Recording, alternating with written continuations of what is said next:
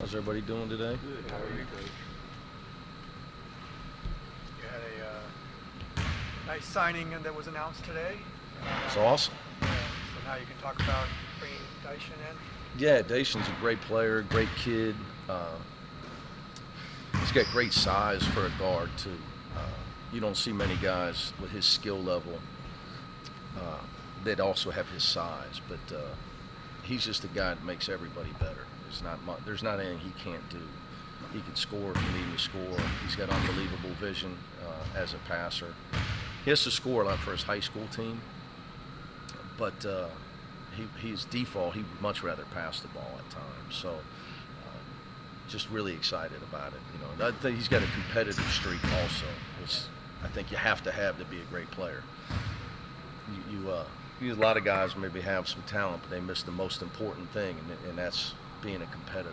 So we play a competitive sport, so I think he's got that in him as well. So obviously, it's big for me and our staff, obviously, to be able to get a guy of his caliber from the West Coast in our first year in recruiting. We had our sights set on him early, so it was big for us. How do you foresee him complimenting Tiger?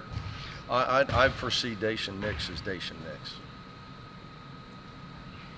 Do you think they can play together, though, as far as... I think Dason Nix can play with anybody.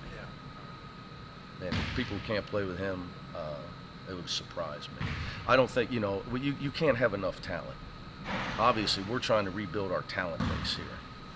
So not just Dason Nix, we have a couple more scholarships. We got our sights set on some other things. And the advantage of being able to coach these guys now, we've got 12 scholarship guys, 10 guys that are not seniors. So trying to evaluate, how the season's going to go and what we need as a team. Because, it's easy to think you know what you need and you're just in workouts. Yeah. So now that we're actually playing games, I think for us, we're going to lose Prince, who I think is going to be a double-figure scorer for us this year. So I think it's pretty evident we're probably, you can never have enough guys that can create offense. You can always teach defense. You can get creative on defense. You can change defenses. It's the beauty of college basketball. But scoring is important. That's why I say, like with Dason Nix or Tiger Campbell or Jules Bernard, like I would say to you, why didn't you ask me how he's going to play with Jules Bernard? And I mean, we're going to have a lot of guys on our team, so they all have to play together. But you got to have talent. You can't win without talent. I would tell you this: great players at the high level, and the thing about guys that have played at UCLA and that go to schools like UCLA or other blue blood schools, they all know that there's going to be. I would say that they all expect that there's going to be other blue blood talent at those schools. That's why they pick those schools. Like guys that don't want to play with other great players, they don't pick schools like UCLA. Like in my time, that's kind of what they don't like. Dason Nix never once asked me about playing time. Guys like that. I don't think Tiger Campbell's worried about his playing time. It's just not. Really good players don't worry about stuff like that.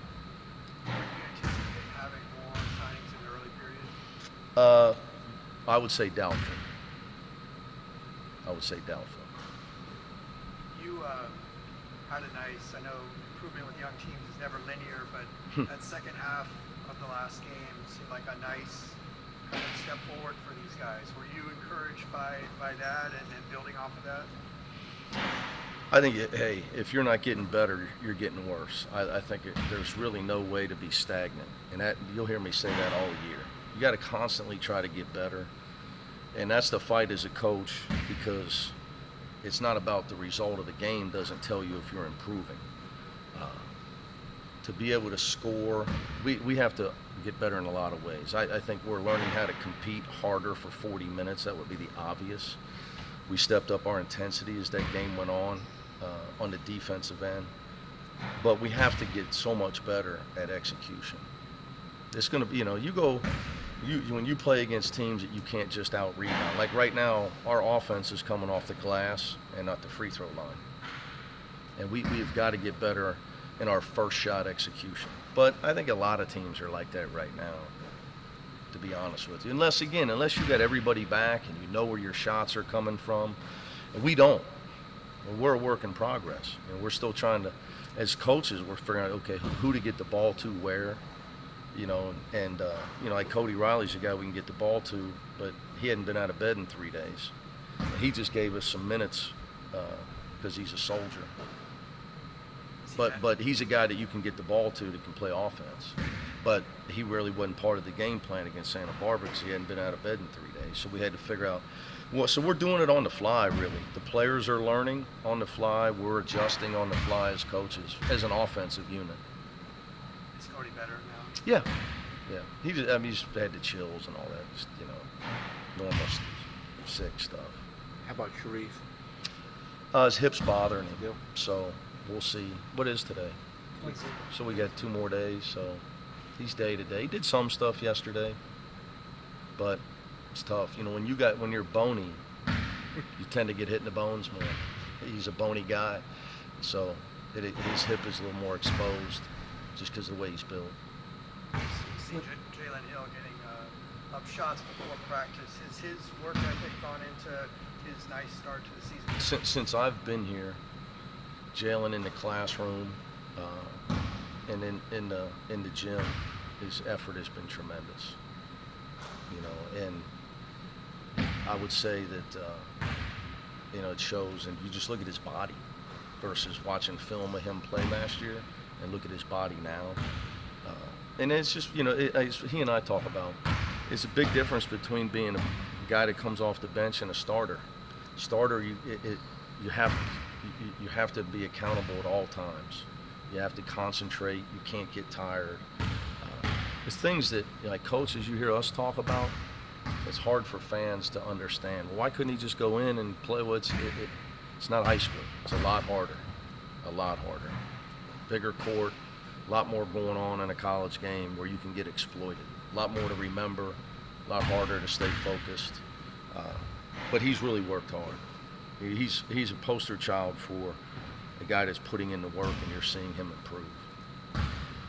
With two regular season games under your belt, do you feel more comfortable? Do I feel more comfortable? With the direction of the team and what you have to do going forward? I mean, a little bit, but I'll never feel comfortable, by the way. I'll always think we got to get better.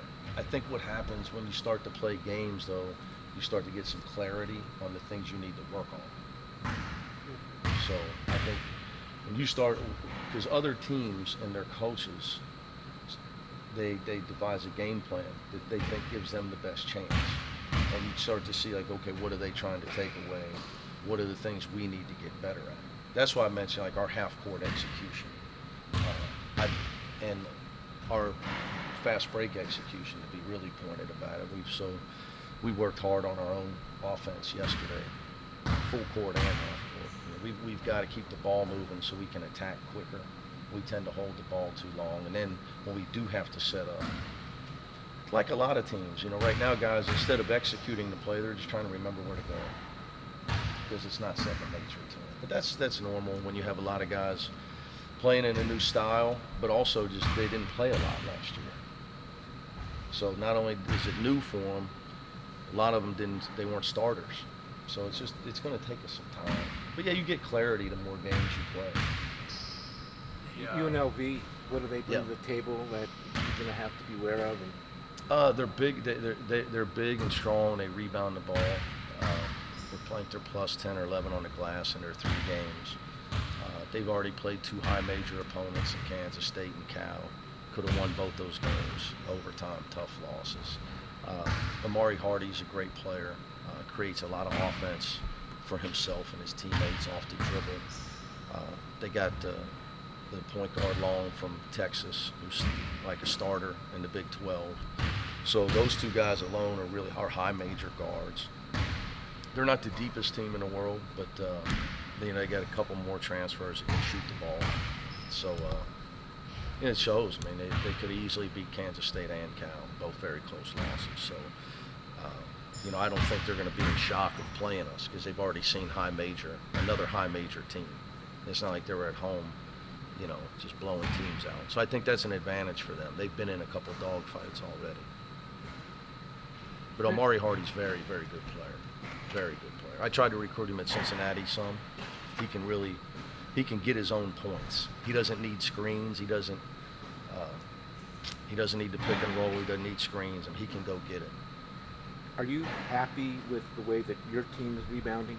I'd say, like I said, we're getting to the foul line, and our rebounding has been the things statistically that we've done the best so far.